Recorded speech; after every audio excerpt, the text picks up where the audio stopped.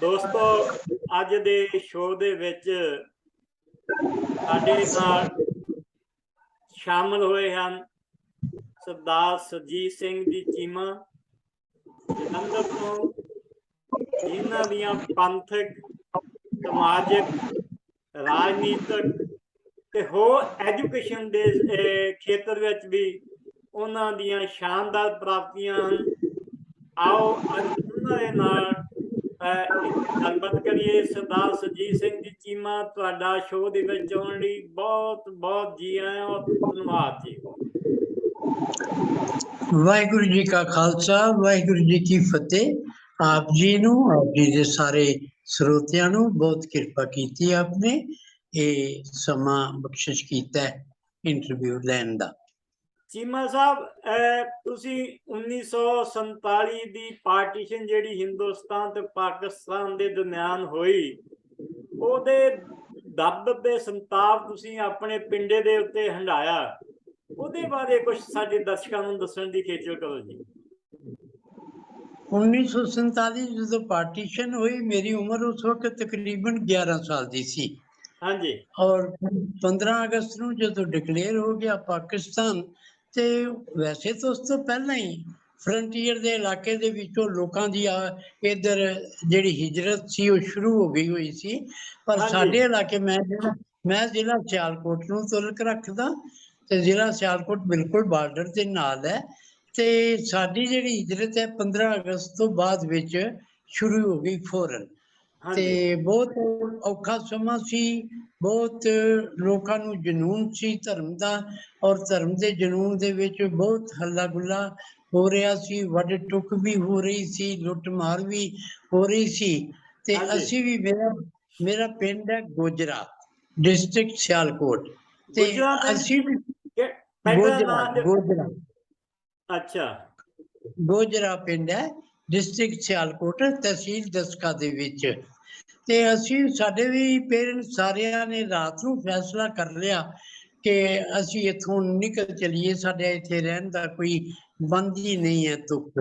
ਕੁਛ ਬੰਦੇ ਤਿਆਰ ਸਨ, ਕੁਝ ਤਿਆਰ ਨਹੀਂ ਸਨ, ਪਰ ਅਖੀਰ ਇਹ ਫੈਸਲਾ ਹੋ ਗਿਆ ਕਿ ਠੀਕ ਹੈ। ਔਰ ਰਾਤ ਨੂੰ ਤਕਰੀਬਨ ਸਵੇਰ ਦੇ 4 ਵਜੇ ਬਹੁਤ ਮੀਂਹ ਪੈ ਰਿਹਾ ਸੀ, ਤੇ ਅਸੀਂ ਜੋ ਕੁਝ ਕਿਸੇ ਦੇ ਕੋਲ ਕੀਮਤੀ ਸਮਾਨ ਹੈ ਅਸੀਂ ਉਹ ਸੰਭਾਲ ਕੇ, ਥੋੜਾ ਬਹੁਤ ਕੱਪੜੇ ਕੁਪੜੇ ਪਹਿਨਣ ਵਾਲੇ, ਉੱਤੇ ਲੈਣ ਵਾਲੇ ਲੈ ਕੇ, ਸਵੇਰੇ 4 ਵਜੇ ਬਹੁਤ ਮੀਂਹ ਪੈ ਰਿਹਾ ਸੀ ਜ਼ਬਰਦਸਤ। ਅਸੀਂ ਸਵੇਰ ਦੇ 4 ਵਜੇ ਘਰੋਂ ਅਸੀਂ ਨਿਕਲ ਪਏ, ਔਰ ਚੱਲ ਕੇ ਤਕਰੀਬਨ ਅਸੀਂ 8 ਵਜੇ ਦਸਕਾ ਕੈਂਪ ਸੀ ਉੱਥੇ ਅਰੇਂਜ ਕੀਤਾ ਹੋਇਆ ਗੌਰਮੈਂਟ ਨਾਲ, ਗੌਰਮੈਂਟ ਨੇ ਸਿਵਲ ਹਸਪਤਾਲ ਦਸਕਾ ਦੇ ਵਿੱਚ, ਅਸੀਂ ਉੱਥੇ ਪਹੁੰਚ ਗਏ, ਔਰ ਸਾਨੂੰ ਕੋਈ ਥੋੜੀ ਜਿਹੀ ਸਪੇਸ ਉੱਥੇ ਰਹਿਣ ਨੂੰ ਮਿਲ ਗਈ ਸੀ। ਔਰ ਇਸ ਤੋਂ ਬਾਅਦ ਅਸੀਂ ਉੱਥੋਂ ਚੱਲ ਕੇ 5-7 ਦਿਨ ਉੱਥੇ ਰਹੇ। ਫਿਰ ਅਸੀਂ ਪਸਰੂਰ ਪਹੁੰਚੇ, ਪਸਰੂਰ ਤੋਂ ਅਸੀਂ ਫਿਰ ਜਿਹੜੀ ਗੱਡੀ ਹੈ ਉਹ ਫੜੀ ਸੀ ਡੇਰਾ ਬਾਬਾ ਨਾਨਕ ਦੇ ਲਈ। ਬਹੁਤ ਵੱਡੀ ਤਾਦਾਦ ਦੇ ਵਿੱਚ ਲੋਕ ਸਨ, ਛੱਤਾਂ ਉੱਤੇ ਵੀ ਬੈਠੇ ਹੋਏ ਸਨ, ਪਰ ਸਰਕਾਰ ਨੇ ਬਹੁਤ ਮਿਲਟਰੀ ਦਾ ਵੀ ਇੰਤਜ਼ਾਮ ਕੀਤਾ ਸੀ। ਲੇਕਿਨ ਇਸ ਦੇ ਬਾਵਜੂਦ ਆਲੇ ਦੁਆਲੇ ਜਿਹੜੇ ਧਾੜਵੀ ਲੋਕ ਸਨ, ਗੱਡੀ ਦੇ ਆਲੇ ਦੁਆਲੇ ਆਪਣੇ ਗੰਡਾਸੇ ਲੈ ਕੇ, ਕਿਰਪਾਨਾਂ ਲੈ ਕੇ, ਬਰਛੇ ਲੈ ਕੇ, ਕੁਝ ਹਥਿਆਰ ਲੈ ਕੇ ਖੜੇ ਸਨ ਹੱਲਾ ਗੁੱਲਾ ਕਰਨ ਦੇ ਲਈ।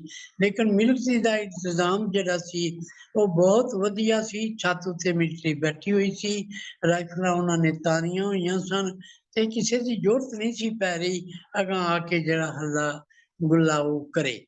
ਇਸ ਤਰ੍ਹਾਂ ਉਹ ਗੱਡੀ ਉੱਥੋਂ ਚੱਲੀ ਸੀ 4 ਵਜੇ ਰਾਤ ਨੂੰ, ਤਕਰੀਬਨ ਹਨੇਰੇ ਦੇ ਵਿੱਚ 8 ਵਜੇ ਰਾਵੀ ਦੇ ਪੁਲ ਤੇ ਆ ਕੇ ਪਾਕਿਸਤਾਨ ਵਾਲੇ ਪਾਸੇ ਉਹਨੇ ਸਾਨੂੰ ਉਤਾਰ ਦਿੱਤਾ। ਪੈਦਲ ਚੱਲ ਕੇ ਅਸੀਂ ਫਿਰ ਰਾਤ ਨੂੰ ਤੇ ਡੇਰਾ ਬਾਬਾ ਨਾਨਕ ਪਹੁੰਚ ਗਏ। ਡੇਰਾ ਬਾਬਾ ਨਾਨਕ ਮਿਲਟਰੀ ਦਾ ਕੈਂਪ ਸੀ, ਅਸੀਂ ਉਸ ਦੇ ਵਿੱਚ ਰਹੇ, ਔਰ ਬੜੇ ਭਿਆਨਕ ਨਜ਼ਾਰੇ ਵੇਖੇ। ਸੜਕ ਦੇ ਆਲੇ ਦੁਆਲੇ ਵੱਢ ਟੁੱਕ ਹੋਏ, ਰੇਲਵੇ ਲਾਈਨ ਦੇ ਆਲੇ ਦੁਆਲੇ ਵੱਢ ਟੁੱਕ ਹੋਏ ਲੋਕ ਜਿਹੜੇ ਉਹ ਪੈ ਸਨ। ਪਰ ਇਸ ਦੇ ਬਾਵਜੂਦ ਵੀ ਸਰਕਾਰ ਇੰਤਜ਼ਾਮ ਕਰ ਰਹੀ ਸੀ ਕਿ ਉਧਰ ਇਸ ਪਾਸੇ ਰਹਿੰਦੇ, ਈਸਟ ਪੰਜਾਬ ਵਾਲੇ ਪਾਸੇ ਰਹਿੰਦੇ ਲੋਕਾਂ ਨੂੰ, ਜਿਹੜੇ ਮੁਸਲਮਾਨ ਭਰਾ ਸਨ, ਇਹਨਾਂ ਨੂੰ ਟਰਾਂਸਫਰ ਕੀਤਾ ਜਾਏ। ਤੇ ਲੋਕ ਵੀ ਇਹ ਸਮੇਂ ਸਮੇਂ ਉੱਤੇ ਲੁੱਟ ਖਸੁੱਟ ਕਰਨ ਲਈ ਧਾਰਮੀ ਲੋਕ ਜਿਹੜੇ ਸਨ ਤੇ ਮਾਰ ਕੁਟਾਈ ਕਰਨ ਦੇ ਲਈ ਆਲੇ ਦੁਆਲੇ ਰੇਲਵੇ ਲਾਈਨ ਦੇ ਇਕੱਠੇ ਹੁੰਦੇ ਸਨ।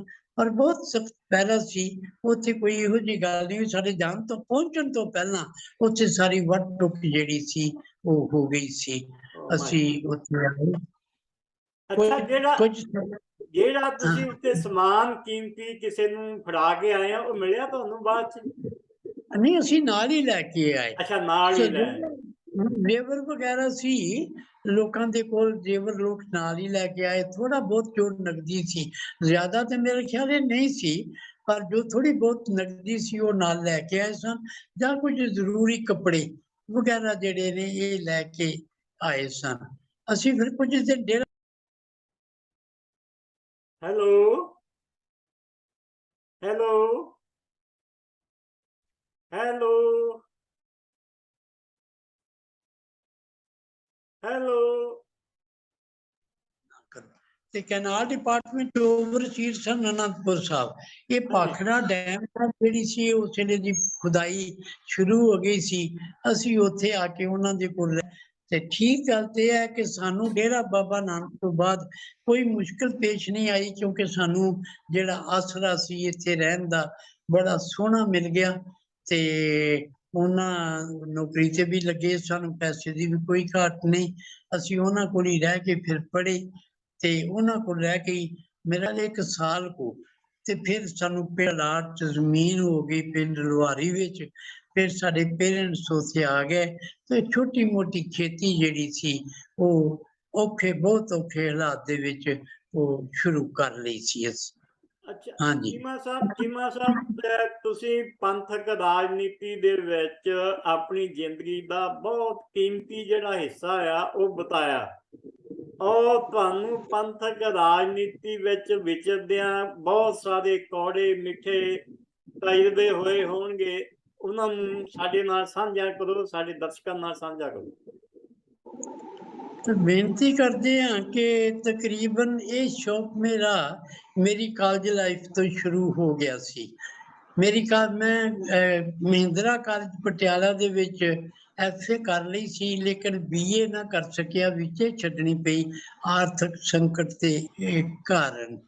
ਉੱਥੇ ਹੀ ਅਸੀਂ ਸਿੱਖ ਸਟੂਡੈਂਟ ਫੈਡਰੇਸ਼ਨ ਦੇ ਵਿੱਚ ਕੰਮ ਕੀਤਾ ਸੀ। ਇਲੈਕਸ਼ਨ ਵੀ ਜਿਹੜੀ 52 ਦੀ ਪੈਪਸੂ ਦੀ ਹੋਈ ਸੀ, ਬਹੁਤ ਜ਼ੋਰ ਸ਼ੋਰ ਦੇ ਨਾਲ ਅਸੀਂ ਉਹ ਇਲੈਕਸ਼ਨ ਲੜੀ ਸੀ। ਉਹ ਸਮਾਂ ਬੜਾ ਚੰਗਾ ਸੀ ਚਾਲ ਸਾਹਿਬ। ਲੋਕਾਂ ਦੇ ਵਿੱਚ ਜਿਹੜਾ ਸੀ ਸ਼ੌਕ ਸੀ, ਜਜ਼ਬਾ ਸੀ, ਭਾਵਨਾ ਸੀ ਸੇਵਾ ਦੀ, ਜਿਹੜੀ ਕਿ ਅੱਜ ਸਾਨੂੰ ਦਿਖਾਈ ਨਹੀਂ ਦਿੰਦੀ। ਹੌਲੀ ਹੌਲੀ ਕਰਕੇ ਜਿਹੜੀ ਗਾਇਬ ਹੋ ਗਈ ਹੈ, ਔਰ ਇਹ ਪ੍ਰੋਫੈਸ਼ਨ ਬਣ ਗਿਆ। ਉਸ ਤੋਂ ਬਾਅਦ ਕਾਲਜ ਤੋਂ ਬਾਅਦ 2-4 ਸਾਲ ਮੈਂ ਜਿਹੜੇ ਨੇ ਉਹ ਕੁਝ ਆਪਣੇ ਨਿੱਜੀ ਕੰਮਾਂ ਕਾਜਾਂ ਦੇ ਵਿੱਚ ਆਪਣੀ ਰੋਜ਼ੀ ਰੋਟੀ ਕਮਾਉਣ ਦੇ ਵਿੱਚ ਲਾਏ। ਉਸ ਤੋਂ ਬਾਅਦ ਮੈਂ 58 ਦੇ ਵਿੱਚ ਜਲੰਧਰ ਆ ਗਿਆ। ਮੇਰੇ ਫਾਦਰ ਇਨ ਲਾ ਇੱਥੇ ਸਨ। ਇੱਥੇ ਰਹਿ ਕੇ ਅਸੀਂ ਫਿਰ ਆਪਣਾ ਕੰਮ ਬਿਜ਼ਨਸ ਸਰਜੀਕਲ ਇੰਸਟਰੂਮੈਂਟਸ ਦਾ ਸ਼ੁਰੂ ਕੀਤਾ, ਔਰ ਉਹਦੇ ਵਿੱਚ ਮੇਰੇ ਫਾਦਰ ਇਨ ਲਾ ਵਗੈਰਾ ਨੇ ਬਹੁਤ ਸਾਡੀ ਸਹਾਇਤਾ ਕੀਤੀ।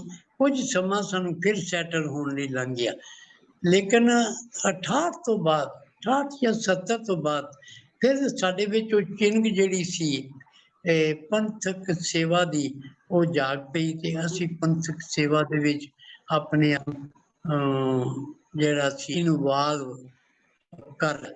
ਤੇ ਉਸ ਤੋਂ ਪਹਿਲਾਂ ਕੋਈ ਏਡੀ ਵੱਡੀ ਗੱਲ ਨਹੀਂ ਸੀ, ਲੇਕਿਨ 78 ਤੋਂ ਬਾਅਦ ਫਿਰ ਬਹੁਤ ਵੱਡਾ ਉਛਾਲ ਆਇਆ ਲੋਕਾਂ ਦੇ ਵਿੱਚ, ਧਰਮ ਦੇ ਖੇਤਰ 'ਚ, ਪੋਲਿਟਿਕਸ ਦੇ ਖੇਤਰ ਦੇ ਵਿੱਚ। ਔਰ ਫਿਰ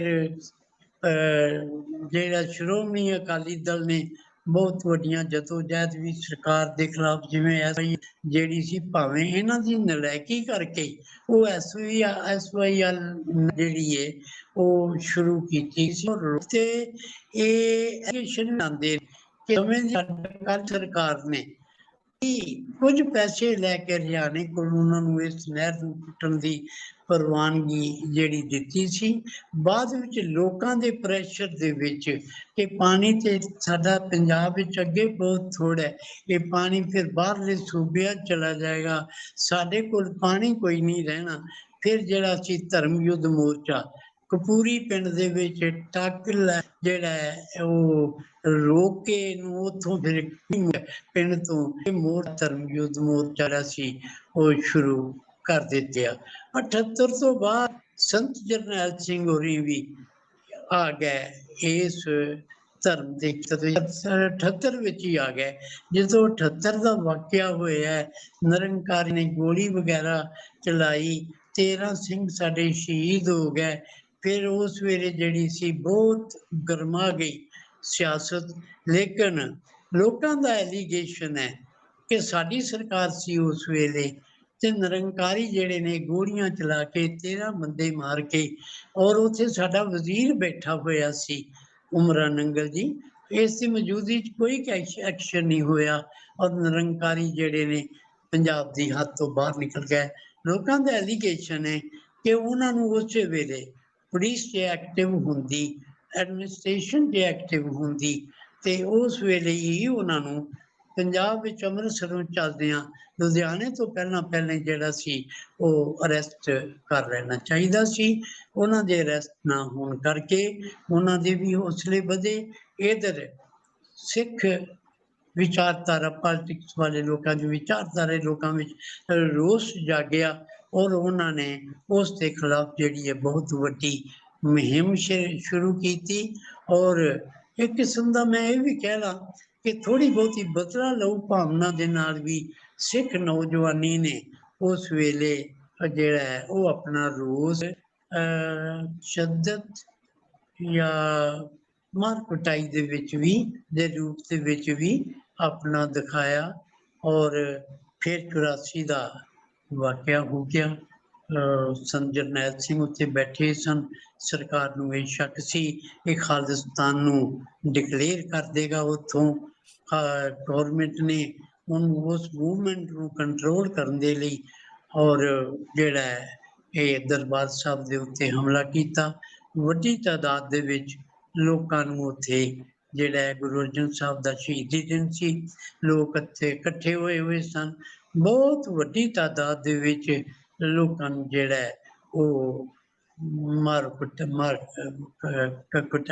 ਫਾਇਰਿੰਗ ਕਰਕੇ ਕਤਲੋਗਾਰਤ ਜਿਹੜੀ ਹੈ ਕੀਤੀ ਗਈ। ਇਸ ਤੋਂ ਬਾਅਦ ਫਿਰ ਸਿੱਖਾਂ ਦੇ ਵਿੱਚ ਹੋਰ ਰੋਸ ਵਧਿਆ। ਬਹੁਤ ਹੈ ਰੋਸ ਵਜੋਂ ਸਿੱਖਾਂ ਨੇ ਉਸ ਦਾ ਬਦਲਾ ਲੈਣ ਦੇ ਲਈ ਜੋ ਕੁਝ ਕਰ ਸਕਦੇ ਸਨ ਉਹਨਾਂ ਨੇ ਕਰਨ ਦੀ ਕੋਸ਼ਿਸ਼ ਕੀਤੀ। ਔਰ ਸਰਕਾਰ ਨੇ ਬਜਾਏ ਇਸ ਗੱਲ ਦੇ ਕਿ ਉਹਨਾਂ ਲੋਕਾਂ ਨੂੰ ਪਰਸਿਊ ਕਰਕੇ ਸਮਝਾਇਆ ਜਾਂਦਾ, ਕੁਝ ਕੀਤਾ ਜਾਂਦਾ, ਸਰਕਾਰ ਸ਼ਬਦ ਉਦੋਂ ਵੱਡਾ ਸੀ। ਸਰਕਾਰ ਨੇ ਨਜਾਇਜ਼ ਤੌਰ ਤੇ ਮਾਰੇ ਧੀਆਂ ਭੈਣਾਂ ਨਾਲ ਜਿਹੜੀ ਹੈ ਨਜਾਇਜ਼ ਜਿਹੜੀ ਹੈ ਕੀਤੀ। ਔਰ ਲੋਕਾਂ ਦੇ ਮਾਂ ਬਾਪ ਦੇ ਨਾਲ ਲੋਕਾਂ ਦੇ ਬੱਚੇ ਜਿਹੜੇ ਨੇ ਫੜ ਕੇ ਘਰਾਂ ਚੋਂ ਚੁੱਕ ਕੇ ਕਿ ਇਹ ਸਾਡੇ ਗੱਲ ਚੱਲ ਰਹੀ ਹੈ ਕਿ ਉਸ ਸਮੇਂ ਵਿੱਚ ਘੱਟੋ ਘੱਟ ਮਾਝੇ ਦੇ ਵਿੱਚ ਵਾਲੇ ਸਿੱਖ ਬੱਚੇ ਮਿਲਦੇ। ਇਹ ਰੋਜ਼ ਸਿੱਖ ਦੇ ਵਿੱਚ ਜਾਗਿਆ ਰਿਹਾ, ਚੱਲਦਾ ਰਿਹਾ। ਇਸ ਰੋਜ਼ ਦਾ ਬਦਲਾ ਲੈਣ ਲਈ ਜਿਹੜੀ ਸਿੱਖ ਕੌਮ ਦੀ ਨੌਜਵਾਨੀ ਸੀ ਉਹ ਵੀ ਆਪਣੀ ਕਾਰਜ ਕੁਝ ਨਾ ਕੁਝ ਕਰਦੀ ਰਹੀ। ਹਾਂਜੀ। ਅੱਛਾ ਚੀਮਾ ਸਾਹਿਬ, ਤੁਸੀਂ ਇੱਕ ਬਸਤੀ ਸ਼ੇਖ ਜਲੰਧਰ ਦੇ ਵਿੱਚ ਇੱਕ ਬਹੁਤ ਵੱਡਾ ਹਸਪਤਾਲ ਹੈ ਜਿਹਨੂੰ ਜ਼ੀਰੋ ਤੋਂ ਚੁੱਕ ਕੇ ਗਰਾਊਂਡ ਜ਼ੀਰੋ ਤੋਂ ਚੁੱਕ ਕੇ ਅੱਜ ਜੇ ਸਟੇਟਸ ਦੇ ਉੱਤੇ ਹਸਪਤਾਲ ਉਹ ਪਹੁੰਚਿਆ ਆ, ਉਹਦੇ ਵਿੱਚ ਤੁਹਾਡੀ ਬਹੁਤ ਵੱਡੀ ਕਾਰਨ ਆ। ਮੈਂ ਪੁੱਛਣਾ ਚਾਹੁੰਦਾ ਉੱਥੇ ਕਿਹੜੀ ਕਿਹੜੀ ਚੀਜ਼ ਦਾ ਮਰੀਜ਼ਾਂ ਦੀ ਪ੍ਰਬੰਧ ਹੈ ਜਾਂ ਕਿਹੜੀ ਕਿਹੜੀ ਚੀਜ਼ 'ਚ ਤੁਹਾਨੂੰ ਕਮੀ ਆ?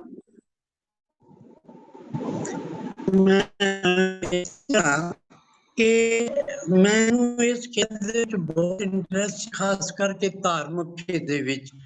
1996 ਜਦੋਂ ਇਲੈਕਸ਼ਨ ਹੋਈ ਤੇ ਉਹਦੇ ਵਿੱਚ ਮੈਨੂੰ ਕੋਆਪਟ ਕਰ ਲਿਆ ਗਿਆ। ਜਦ ਗੁਰੂ ਸਿੰਘ ਟੋੜਾ ਦੇ ਯਤਨਾਂ ਦੇ ਨਾਲ ਮੇਰੀ ਸੇਵਾ ਮੁੱਖ ਖੇਤਰ ਦੀਆਂ ਵੇਖ ਤੇ ਮੈਨੂੰ ਕੋਆਪਟ ਕਰ ਲਿਆ ਸ਼੍ਰੋਮਣੀ ਕਮੇਟੀ ਦਾ ਮੈਂਬਰ।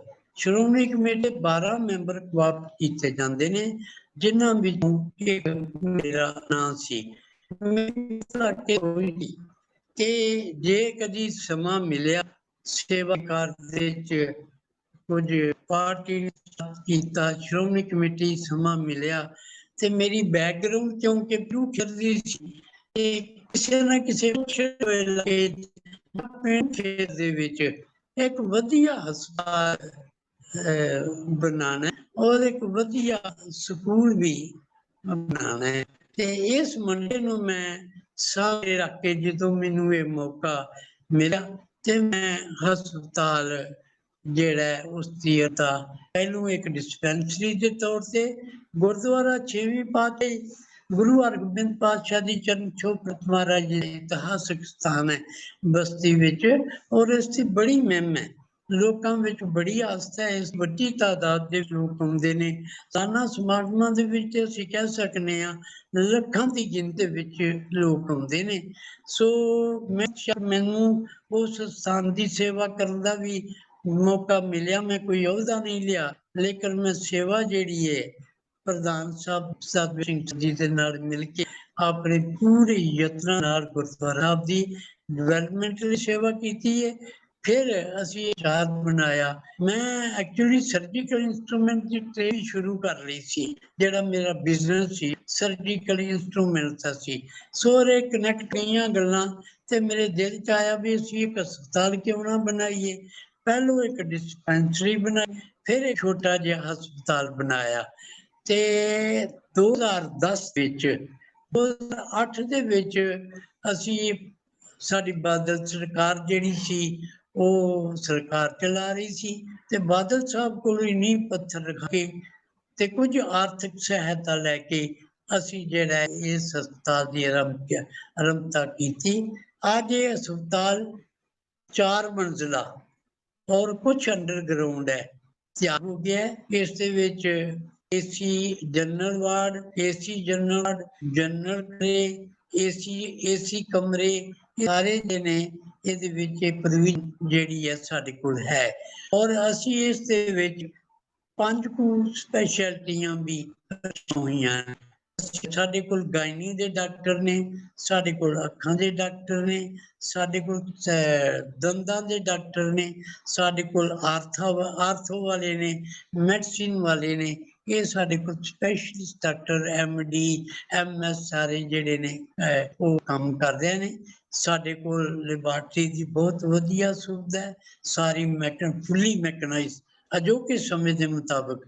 ਐਕਸਰੇ ਦਾ ਪ੍ਰਬੰਧ ਹੈ। ਇਹ ਸਾਰੇ ਪ੍ਰਬੰਧ ਜਿਹੜੇ ਨੇ ਅਸੀਂ ਕੀਤੇ ਨੇ। ਫਿਜ਼ੀਓਥੈਰੇਪੀ ਦਾ ਸਾਡਾ ਬਹੁਤ ਵਧੀਆ ਸਾਰੇ ਸ਼ਹਿਰ ਦੇ ਵਿੱਚੋਂ ਨਾਮਵਰ ਪ੍ਰਬੰਧ। ਡਾਕਟਰ ਸਿਰਫ ਕਸ਼ਮੀਰ ਤੋਂ ਇਹਦੀ ਸੇਵਾ ਕਰ ਰਹੇ ਨੇ ਔਰ ਲੋਕ ਸਾਡੇ ਕੋਲ ਲਾਈਨ 'ਚ ਲੋਕਾਂ ਨੂੰ ਲੱਗ ਕੇ ਇਸ ਦਾ ਇਲਾਜ ਮਿਲਦਾ ਔਰ ਦੂਰੋਂ ਦੂਰੋਂ ਮੈਂ ਇਹ ਵੀ ਕਹਿਣਾ USA ਤੋਂ ਵੀ, ਕੈਨੇਡਾ ਤੋਂ ਵੀ, ਇੰਗਲੈਂਡ ਤੋਂ ਵੀ ਲੋਕ ਜਿਹੜੇ ਆਉਂਦੇ ਨੇ ਉਹ ਆ ਕੇ ਸਾਡੀ ਇਸ ਫਿਜ਼ੀਓਥੈਰੇਪੀ ਦਾ ਲਾਭ ਜਿਹੜਾ ਉਹ ਪ੍ਰਾਪਤ ਕਰਦੇ ਨੇ। ਅਸੀਂ ਇਸ ਦੇ ਨਾਲ ਹੀ ਇਹ ਵੀ ਕਾਰਜ ਸ਼ੁਰੂ ਕੀਤਾ ਕਿ ਸਾਲ ਦੇ ਵਿੱਚ ਅਸੀਂ ਪਹਿਲਾਂ ਤੇ ਅਸੀਂ 1-2 ਹੀ ਫ੍ਰੀ ਮੈਡੀਕਲ ਚੈੱਕਅਪ ਤੇ ਆਪਰੇਸ਼ਨ ਅੱਖਾਂ ਦੇ ਆਪਰੇਸ਼ਨ ਕੈਂਪ ਲਗਾਉਂਦੇ ਸਾਂ, ਲੇਕਿਨ ਹੌਲੀ ਹੌਲੀ ਅਸੀਂ ਤਕਰੀਬਨ ਸਨ 5 ਜਾਂ 6 ਤੋਂ ਅਸੀਂ 10 ਤੋਂ 12 ਫ੍ਰੀ ਮੈਡੀਕਲ ਆਈ ਆਪਰੇਸ਼ਨ ਕੈਂਪ ਜਿਹੜੇ ਨੇ ਉਹ ਲਾਉਂਦੇ ਹਾਂ, ਜਿਹਦੇ ਵਿੱਚ ਅਸੀਂ ਸਾਲ ਦੇ ਤਕਰੀਬਨ 1000 ਦੇ ਕਰੀਬ ਜਿਹੜੇ ਅੱਖ ਦੇ ਆਪਰੇਸ਼ਨ ਨੇ ਬਿਲਕੁਲ ਫ੍ਰੀ ਕਰਦੇ ਆ। ਲੈਂਸ ਫ੍ਰੀ ਕਰਨੇ ਆ ਤੇ ਟਾਂਕਾ ਰਹਿਤ ਆਪਰੇਸ਼ਨ ਜਿਹੜੇ ਨੇ ਫੇਕੋ ਮਸ਼ੀਨ ਦਾ ਕੀਤੇ ਜਾਂਦੇ ਨੇ। ਲੋਕਾਂ ਕੋਲ ਕੋਈ ਪੈਸਾ ਨਹੀਂ ਲਿਆ ਗਿਆ। ਇਸ ਦੇ ਨਾਲ ਵੀ ਸਾਡੇ ਹੋਰ ਖਰਚੇ ਵੀ ਪਰਚੀ ਸਾਡੀ ਸਿਰਫ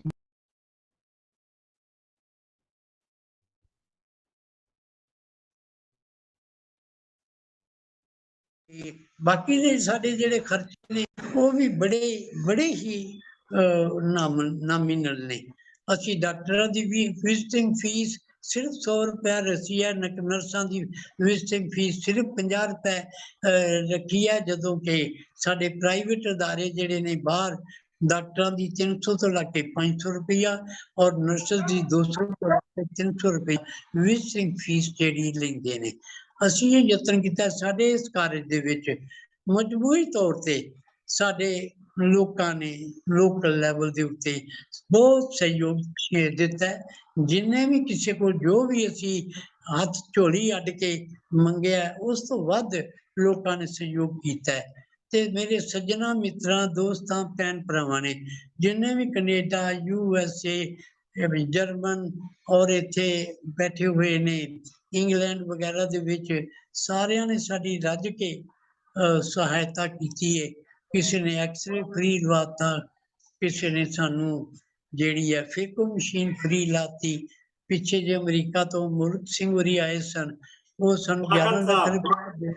ਹਾਂਜੀ ਅਮੋਲਕ ਹਾਂ, ਸਿੰਘ ਗਾਖਲ ਅਮੋਲਕ ਸਿੰਘ ਗਾਖਲ ਆਏ ਸਨ, 11 ਲੱਖ ਰੁਪਇਆ ਦੇ ਕੇ ਗਿਆ ਸਾਡੇ ਕਾਰਜ ਨੂੰ ਵੇਖ ਕੇ, ਜਿਹਦਾ ਇੱਕ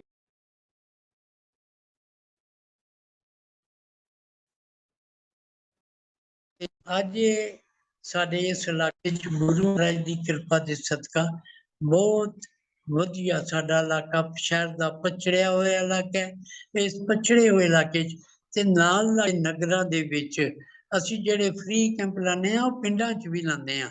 ਕਦੀ ਗਾਖਲ, ਕਦੀ ਅਠੌਲਾ, ਕਦੀ ਨਿਜਰਾਂ, ਕਦੀ ਕਾਲਾ ਸਿੰਘਾ, ਇਹ ਸਾਡੇ ਕੁਰਾਲੀ, ਇਹ ਸਾਰੇ ਪਿੰਡ ਜਿੰਨੇ ਨੇ ਅਸੀਂ ਇਹਨਾਂ ਦੇ ਵਿੱਚ ਜਿਹੜੇ ਗਿੱਲਾਂ ਪਿੰਡ ਅਸੀਂ ਸਾਰੇ ਕੈਂਪ ਵਗੈਰਾ ਲਾਉਂਦੇ ਰਹਿੰਦੇ ਹਾਂ ਔਰ ਲੋਕਾਂ ਨੂੰ ਇਸ ਗੱਲ ਦਾ ਜਿਹੜਾ ਹੈ ਲਾਭ ਮਿਲਦਾ ਹੈ। ਔਰ ਸਾਨੂੰ ਮਾਣ ਹੈ ਇਸ ਗੱਲ ਦਾ ਕਿ ਸਾਡੇ ਸੱਜਣਾ ਮਿੱਤਰਾਂ ਨੇ ਬਹੁਤ ਸਾਡੀ ਆਸ ਨਾਲੋਂ ਵੱਧ ਜਾ ਕੇ ਵੀ ਸਾਡੇ ਇਸ ਕਾਰਜ ਵਿੱਚ ਸਾਡੀ ਸਹਾਇਤਾ ਮਿਲੀ ਹੈ। ਤਾਂ ਹੀ ਅਸੀਂ ਇਹ ਜਿਹੜਾ ਅਦਾਰਾ ਏਡੇ 5 ਮੰਜ਼ਲਾ ਜਿਹੜਾ ਕਾਇਮ ਕਰਕੇ ਲੋਕਾਂ ਨੂੰ ਸੇਵਾਵਾਂ ਜਿਹੜੀਆਂ ਨੇ ਮੈਡੀਕਲ ਖੇਤਰ ਦੇ ਵਿੱਚ ਜਿਹੜਾ ਅੱਜ ਬਹੁਤ ਮਹਿੰਗਾ ਖੇਤਰ ਹੋ ਗਿਆ, ਉਸ ਦੇ ਵਿੱਚ ਸੇਵਾਵਾਂ ਕਰਨ ਦੇ ਵਿੱਚ ਸਾਨੂੰ ਜਿਹੜਾ ਇਹ ਸਮਾਂ ਮਿਲਿਆ। ਚੀਮਾ ਸਾਹਿਬ, ਤੁਹਾਡੇ ਹਸਪਤਾਲ ਦੇ ਵਿੱਚ ਕਿਹੜੀ ਮਸ਼ੀਨ ਦੀ ਇਸ ਵੇਲੇ ਲੋੜ ਹੈ? ਜੇਕਰ ਕੋਈ ਦਾਨੀ ਸੱਜਣ ਤੁਹਾਨੂੰ ਮਸ਼ੀਨ ਜਾਂ ਕੈਸ਼ ਤੁਹਾਡੀ ਕੋਈ ਹੈਲਪ ਕਰਨਾ ਚਾਹੁੰਦਾ ਹੋਵੇ ਤਾਂ ਕਿਸ ਤਰ੍ਹਾਂ ਕਰ ਸਕਦਾ? ਸਾਨੂੰ ਐਸੇ ਐਕਸਰੇ ਡਿਜੀਟਲ ਮਿਲ ਜਾਏ, ਸਾਡੇ ਕੋਲ ਬਲੈਕ ਐਂਡ ਵਾਈਟ ਹੈ, ਡਿਜੀਟਲ ਮਿਲ ਜਾਏ ਬਹੁਤ ਅੱਛਾ ਹੈ। ਜਿੰਨਾ ਕੋਈ ਸਹਿਯੋਗ ਕਰ ਸਕੇ ਲੈ ਕੇ ਵੀ ਦੇ ਸਕੇ ਕਿ ਸਾਡਾ ਬਲੈਕ ਐਂਡ ਵਾਈਟ ਇੱਕ ਸੱਜਣ ਨੇ ਲੈ ਕੇ ਦਿੱਤਾ ਫਾਰਨ ਦੇ ਅਫਰੀਕਨ ਕੰਟਰੀ ਦੇ ਸਨ 10.5 ਲੱਖ ਰੁਪਇਆ ਦੇ ਕੇ। ਸਾਨੂੰ ਜਿਹੜਾ ਹੈ ਮੋਨੀਟਰ ਚਾਹੀਦੇ ਨੇ ਕੁਝ, ਸਾਨੂੰ ਜਿਹੜਾ ਵੈਂਟੀਲੇਟਰ 2 ਜਿਹੜੇ ਨੇ ਉਹ ਫੌਰੀ ਚਾਹੀਦੇ ਨੇ। ਬਾਕੀ ਅਸੀਂ ਅਜੇ ਇੰਨਾ ਹੋਰ ਸਾਰਾ ਕਰਨ ਦੀ ਸਾਡੀ ਸਮਰੱਥਾ ਨਹੀਂ ਹੈ। ਇਹੋ ਜਿਹੀਆਂ ਚੀਜ਼ਾਂ ਜਿਵੇਂ ਵੈਂਟੀਲੇਟਰ ਦੇ ਸੱਜਣ, ਕੋਈ ਮੱਠਾਂ ਦੇ ਵਿੱਚ ਵੀ ਬਥੇਰੀਆਂ ਮਸ਼ੀਨਾਂ ਨੇ। ਸਾਡੇ ਕੋਲ ਸਕੈਨ ਹੈ, ਸਾਡੇ ਕੋਲ OCT ਮਸ਼ੀਨ ਹੈ ਜਿਹਦੇ ਵਿੱਚ ਕਾਲਾ ਮੋਤੀਆ ਜਿਹੜਾ ਉਹ ਕਰਦਾ। ਸਾਡੇ ਕੋਲ ਯਾਗ ਲੇਜ਼ਰ ਹੈ ਜਿਹੜੀ ਝਿੱਲੀ ਵਗੈਰਾ ਸਾਫ਼ ਕਰਨੀ ਹੋ ਜਾਂਦੀ ਹੈ। ਲੇਕਿਨ ਇਸ ਤੋਂ ਅਗਾਮੀ ਆਈ ਖੇਤਰ ਦੇ ਵਿੱਚ ਵੀ ਹੋਰ ਬਹੁਤ ਸਾਰੀਆਂ ਮਸ਼ੀਨਾਂ ਨੇ, ਜਿਵੇਂ ਲੇਜ਼ਰ ਕਰਨਾ ਹੈ ਜਾਂ ਹੋਰ ਇਹੋ ਜਿਹੀਆਂ ਮਸ਼ੀਨਾਂ ਨੇ, ਇਹ ਲਈਆਂ ਜਾ ਸਕਦੀਆਂ ਨੇ। ਕੋਈ ਸੱਜਣ ਵੀ ਅਗਰ ਕਿਰਪਾ ਕਰ ਸਕੇ ਤਾਂ ਉਹਨਾਂ ਨੂੰ ਜ਼ਰੂਰ ਸਹਾਇਤਾ ਕਰਨੀ ਚਾਹੀਦੀ ਹੈ, ਚਾਹੇ ਕੈਸ਼ ਦੇ ਰੂਪ ਦੇ ਵਿੱਚ, ਚਾਹੇ ਮਸ਼ੀਨ ਭੇਜਣ ਦੇ ਰੂਪ ਦੇ ਵਿੱਚ। ਅੱਛਾ ਚੀਮਾ ਸਾਹਿਬ, ਤੁਸੀਂ ਜੰਡੂ ਸਿੰਘਾ ਰੋਡ ਦੇ ਉੱਤੇ ਜਲੰਧਰ ਜੰਡੂ ਸਿੰਘਾ ਤੋਂ ਜਿਹੜੀ ਰੋਡ ਜਾਂਦੀ ਆ ਉਹਦੇ ਉੱਤੇ ਇੱਕ ਪਿੰਡ ਹਜ਼ਾਰਾ, ਤੁਸੀਂ ਉੱਥੇ ਇੱਕ ਬਹੁਤ ਸਾਰੀ ਸਿੱਖ ਵਿਦਿਅਕ ਸੰਸਥਾ ਜਿਹੜੀ ਆ ਬਹੁਤ ਵਧੀਆ ਉਸਾਰੀ ਕੀਤੀ ਆ ਔਰ ਜਿਹਦੇ ਵਿੱਚ ਬੱਚੇ ਜਿਹੜੇ ਆ ਸਿੱਖ ਧਰਮ ਦੀਆਂ ਰਹੁ ਰੀਤਾਂ ਅਨੁਸਾਰ ਆਪਣੀ ਐਜੂਕੇਸ਼ਨ ਵੀ ਪ੍ਰਾਪਤ ਕਰ ਰਹੇ ਆ ਔਰ ਆਪਣਾ ਜੀਵਨ ਵੀ ਸਿੱਖ ਧਰਮ ਦੀਆਂ ਰਹੁ ਰੀਤਾਂ ਅਨੁਸਾਰ ਜੀ ਰਿਹਾ। ਮੈਂ ਦੇਖਿਆ ਆ ਉਸ ਸਕੂਲ ਦੀ ਫਾਊਂਡੇਸ਼ਨ ਡੇ ਤੋਂ ਜਿਸ ਦਿਨ ਟੋੜਾ ਸਾਹਿਬ ਨੇ ਉਹਦਾ ਨੀਂਹ ਪੱਥਰ ਰੱਖਿਆ ਸੀਗਾ, ਉਹ 0 ਤੋਂ ਲੈ ਕੇ ਅੱਜ ਐਡੀ ਵੱਡੀ ਸੰਸਥਾ ਤੁਸੀਂ ਖੜੀ ਕਰ ਦਿੱਤੀ ਆ। ਇਹਦੇ ਬਾਰੇ ਕੁਝ ਕਹਿਣਾ ਚਾਹੋਗੇ, ਦੱਸਣਾ ਚਾਹੋਗੇ? ਮੈਂ ਦੱਸਣਾ ਚਾਹੁੰਦਾ ਕਿ ਜਿਵੇਂ ਮੈਂ ਪਹਿਲਾਂ ਦੱਸਿਆ ਕਿ ਮੇਰੀ ਦਿਲ ਦੀ ਇਹ ਇੱਛਾ ਸੀ ਕਿ ਮੈਨੂੰ ਅਗਰ ਕੋਈ ਮੌਕਾ ਮਿਲੇ ਤੇ ਮੈਂ ਪੇਂਡੂ ਖੇਤਰ, ਸ਼ਹਿਰ ਦੇ ਪਛੜਿਆ ਖੇਤਰਾਂ ਦੇ ਵਿੱਚ ਕੋਈ ਅਦਾਰੇ, ਹਸਪਤਾਲ, ਸਕੂਲ ਵਗੈਰਾ ਜਿਹੜੀ ਹੈ ਉਹ ਕਾਇਮ ਚਲਾ ਸਕੀਏ, ਤਾਂ ਕਿ ਸਾਡੇ ਪੇਂਡੂ ਖੇਤਰ ਦੇ ਬੱਚੇ ਜਿਹੜੇ ਨੇ ਉਹ ਵੀ ਸ਼ਹਿਰੀ ਖੇਤਰ ਦੇ ਮੁਕਾਬਲੇ ਦੇ ਉੱਤੇ ਚੰਗੀ ਵਿਦਿਆ, ਮਿਆਰੀ ਵਿਦਿਆ ਪ੍ਰਾਪਤ ਕਰਕੇ ਉਹ ਕੰਪੀਟੀਸ਼ਨਾਂ ਦੇ ਵਿੱਚ ਭਾਗ ਲੈ ਸਕਣ। ਇਹ ਸਮਾਂ ਮਿਲ ਗਿਆ, ਸਤਿਗੁਰੂ ਨੇ ਕਿਰਪਾ ਕੀਤੀ, ਮੈਂ ਨਾਮੀਨੇਟ ਹੋ ਗਿਆ ਸ਼੍ਰੋਮਣੀ ਕਮੇਟੀ ਦਾ ਮੈਂਬਰ, ਔਰ ਜਿੱਥੇ ਮੈਂ ਹਸਪਤਾਲ ਦਾ ਕਾਰਜ ਸ਼ੁਰੂ ਕੀਤਾ ਉੱਥੇ ਮੈਂ ਕਿਉਂਕਿ ਮੈਂ ਵਿੱਚ ਸਾਂ, ਸ਼੍ਰੋਮਣੀ ਕਮੇਟੀ ਨੂੰ ਪਹੁੰਚ ਕਰਕੇ 5 ਏਕੜ ਉੱਥੇ ਗੁਰਦੁਆਰਾ ਥੜਾ ਸਾਹਿਬ ਮਹਾਰਾਜ ਦਾ ਇਤਿਹਾਸਕ ਸਥਾਨ ਹੈ, ਗੁਰੂ ਤੇਗ ਬਹਾਦਰ ਸਾਹਿਬ ਦਾ, ਉੱਥੇ ਆਏ ਨੇ ਉਸ ਨਗਰ ਦੇ ਵਿੱਚ। ਉਹਨਾਂ ਦੇ ਕੋਲ ਤਕਰੀਬਨ 60 ਏਕੜ ਜ਼ਮੀਨ ਹੈ। ਸ਼੍ਰੋਮਣੀ ਗੁਰਦੁਆਰਾ ਪ੍ਰਬੰਧਕ ਕਮੇਟੀ ਨੂੰ ਪਹੁੰਚ ਕਰਕੇ 5 ਏਕੜ ਜ਼ਮੀਨ ਜਿਹੜੀ ਹੈ ਉੱਥੇ ਅਸੀਂ ਲੀਜ਼ ਤੇ ਲੈ ਲਈ।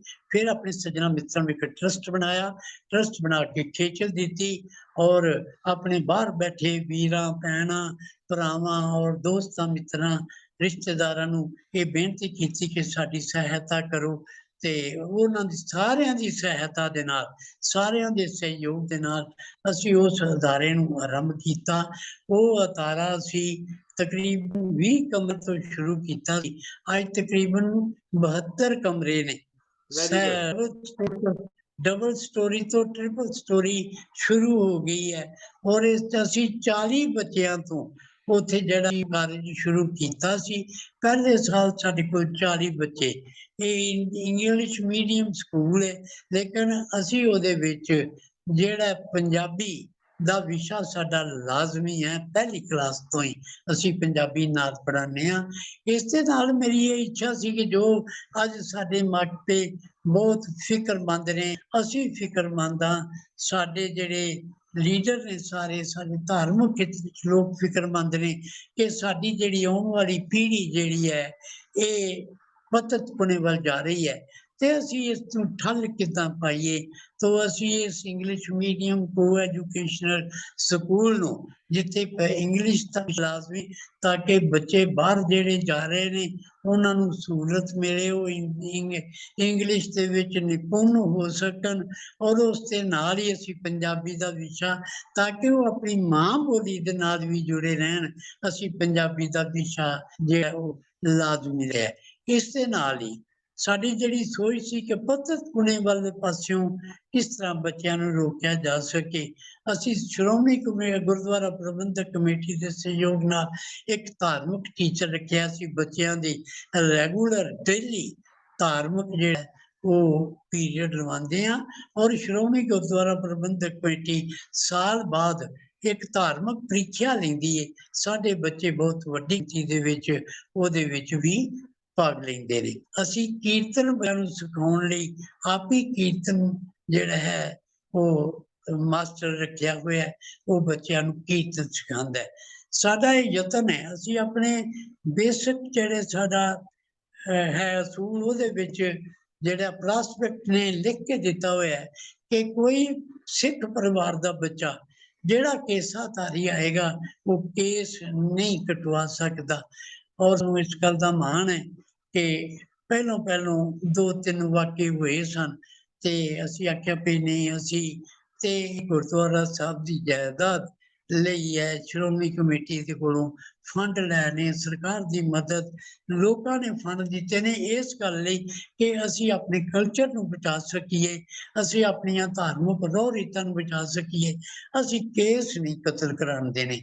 ਅੱਜ ਸਾਨੂੰ ਇਸ ਗੱਲ ਦਾ ਮਾਣ ਹੈ, ਸਾਡੇ ਬੱਚੇ ਸਾਰੇ ਸੂਰਤ ਦਸਤਾਰਾਂ ਸਜਾਉਂਦੇ, ਰੋਮਾਂ ਦੀ ਬੇਅਦਬੀ ਬਿਲਕੁਲ ਨਹੀਂ ਕਰਦੇ, ਔਰ ਅਸੀਂ ਯਤਨ ਕੀਤਾ ਆਪ, ਮੈਂ ਯਤਨ ਕੀਤਾ ਪਿੰਡਾਂ ਵਿੱਚ ਜਾ ਕੇ, ਜਿਸ ਮੈਨੂੰ ਮੁੱਢਲੇ ਟਾਈਮ ਦੇ ਵਿੱਚ 4-5 ਸਾਲ ਜਾਣਾ ਪਿਆ, ਆਪਣੀਆਂ ਬਹੁ ਬੇਟੀਆਂ, ਆਪਣੀਆਂ ਧੀਆਂ ਭੈਣਾਂ ਨੂੰ ਪ੍ਰੇਰਨਾ ਕਰਕੇ ਕਿ ਇਹ ਸਿੱਖੀ ਦੀ ਸੰਭਾਲ ਕਰੋ, ਤੁਸੀਂ ਆਪਣੀ ਥੋੜ੍ਹੀ ਬਹੁਤ ਮਿਹਨਤ ਚਾਹੁੰਦੇ ਆਪਣੇ ਬੱਚਿਆਂ ਦੇ ਕੇਸ ਆਪ ਕਰਵਾਉਂਦੇ ਹੋ। ਜਦੋਂ ਸਾਡੀਆਂ ਧੀਆਂ ਮਾਵਾਂ ਆਪਣੇ ਬਿਆਂ ਦੇ ਗਲਾਂ ਵਿੱਚ ਹਾਰ ਪਾਏ ਸਨ, ਪਰ ਸਿੱਖੀ ਸਿੱਖ ਦੇ ਲਈ ਉਹਨਾਂ ਨੇ ਬਹੁਤ ਵੱਡਾ ਯੋਗਦਾਨ ਪਾਇਆ ਸੀ।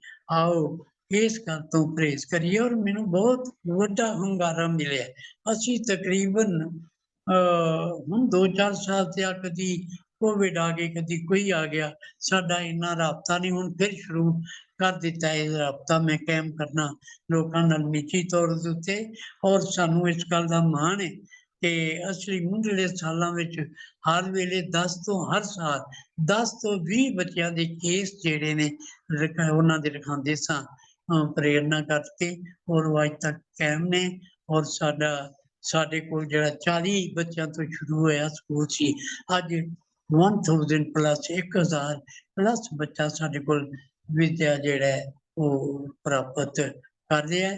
ਔਰ ਇਹਦੇ ਨਾਲ ਸਾਡਾ ਜਿਹੜਾ ਕਲਚਰਲ ਹੈ, ਅਸੀਂ ਇਹ ਨਹੀਂ ਕਿ ਸਿਰਫ ਧਾਰਮਿਕ ਵਿਦਿਆ ਵਾਲੀ ਬੱਚਿਆਂ ਨੂੰ ਪ੍ਰੇਰਦੇ ਹਾਂ, ਅਸੀਂ ਆਪਣਾ ਕਲਚਰ, ਪੰਜਾਬੀ ਵਿਰਸਾ ਕਿਸ ਪਛਾਣਾ ਹੈ, ਉਹਦੇ ਵੱਲ ਵੀ ਆਪਣੇ ਬੱਚਿਆਂ ਨੂੰ ਜੋੜਦੇ ਰਹਿੰਦੇ ਹਾਂ। ਹਾਂਜੀ चीमा साहब, वक्त ऑलमोस्ट खत्म ही हो गया।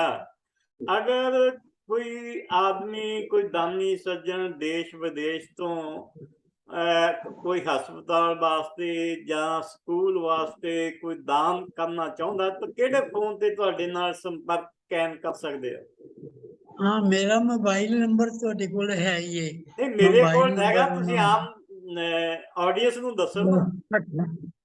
98 556 099 91 मेरा ए, नंबर है। एक बारी होर कहो। 98 556 099। ਸਾਡੀ ਵੈਬਸਾਈਟ ਵੀ ਹੈ, ਹਸਪਤਾਲ ਦੀ ਸਕੂਲ ਦੀ ਵੀ ਹੈ, ਠੀਕ ਹੈ। ਪਰ ਮੈਨੂੰ ਕਿਸੇ ਵੇਲੇ ਫਿਰ ਸਮਾਂ ਮਿਲਿਆ, ਮੈਂ ਕੇ ਕੋਲ ਰੱਖ ਕੇ ਤੁਹਾਨੂੰ ਵੈਬਸਾਈਟ ਵੀ ਭੇਜਾਂਗਾ, ਆਪਣੀ ਈਮੇਲ ਵੀ ਭੇਜਾਂਗਾ, ਬੈਂਕ ਨੂੰ ਵੀ ਜਿਹੜੇ ਨੇ ਉਹ ਵੀ ਦੇ ਦਿਆਂਗੇ। ਕੋਈ ਉਸ ਤਰ੍ਹਾਂ ਭੇਜਣਾ ਚਾਹੇ, ਕੋਈ ਚੀਜ਼ ਦੇਣੀ ਚਾਹੇ, ਕੋਈ ਕਮਰੇ ਦੇ ਰੂਪ ਵਿੱਚ ਸੇਵਾ ਕਰਨਾ ਚਾਹੇ ਸਕੂਲ ਦੇ ਵਿੱਚ, ਤੇ ਕੋਈ ਕੰਪਿਊਟਰ ਦੇਣਾ ਚਾਹੇ, ਇਸ ਤਰ੍ਹਾਂ ਦੀਆਂ ਚੀਜ਼ਾਂ ਜਿਹੜੀਆਂ ਨੇ ਬਹੁਤ ਨੇ, ਉਹ ਕੋਈ ਵੀ ਦੇ ਸਕਦਾ ਹੈ। ਅਸੀਂ ਇਸ ਸਾਲ ਤੋਂ NCC ਜਿਹੜੀ ਹੈ ਉਹ ਵੀ ਸ਼ੁਰੂ ਕਰ ਰਹੇ ਹਾਂ, ਤਾਂ ਕਿ ਸਾਡੇ ਪੇਂਡੂ ਖੇਤਰ ਦੇ ਵਿੱਚ ਆਪਣੇ ਬੱਚਿਆਂ ਨੂੰ ਇਸ ਗੱਲ ਦਾ ਅਭਿਆਸ ਵੀ ਹੋਵੇ, ਔਰ ਉਹ ਡਿਫੈਂਸ ਫੋਰਸਿਸ ਵੱਲ ਵੀ ਜਾਣਾ ਚਾਹੁਣ ਤੇ ਉਹਨਾਂ ਨੂੰ ਜਿਹੜੀ ਸਹੂਲਤ ਜਿਹੜੀ ਹੈ ਉਹ ਪ੍ਰਾਪਤ ਹੋਵੇ। ਹਾਂਜੀ हाँ चीमा साहब, ਤੁਹਾਡਾ ਇਸ ਸ਼ੋਅ ਦੇ ਵਿੱਚ ਆਉਣ ਲਈ, ਕਿਉਂਕਿ ਤੁਸੀਂ ਬਹੁਤ ਜ਼ਿਆਦਾ ਆਪਣੇ ਕੰਮਾਂ ਵਿੱਚ ਮਸ਼ਰੂਫ ਰਹਿੰਦੇ ਹੋ, ਇੰਨਾ ਆਪਣਾ ਕੀਮਤੀ ਸਮਾਂ ਕੱਢ ਕੇ ਸਾਡੇ ਦਰਸ਼ਕਾਂ ਨਾਲ ਆਪਣੇ ਵਿਚਾਰ ਸਾਂਝੇ ਕੀਤੇ ਹਨ। ਸੋ ਮੈਂ ਆਪਣੇ ਵੱਲੋਂ, ਆਪਣੇ ਦਰਸ਼ਕਾਂ ਵੱਲੋਂ ਤੁਹਾਡਾ ਬਹੁਤ ਬਹੁਤ ਧੰਨਵਾਦ ਕਰਦਾ ਜੀ। ਵਾਹਿਗੁਰੂ ਜੀ ਕਾ ਖਾਲਸਾ, ਵਾਹਿਗੁਰੂ ਜੀ ਵਾਹਿਗੁਰੂ ਜੀ ਕੀ ਫਤਿਹ। ਚਲੋ।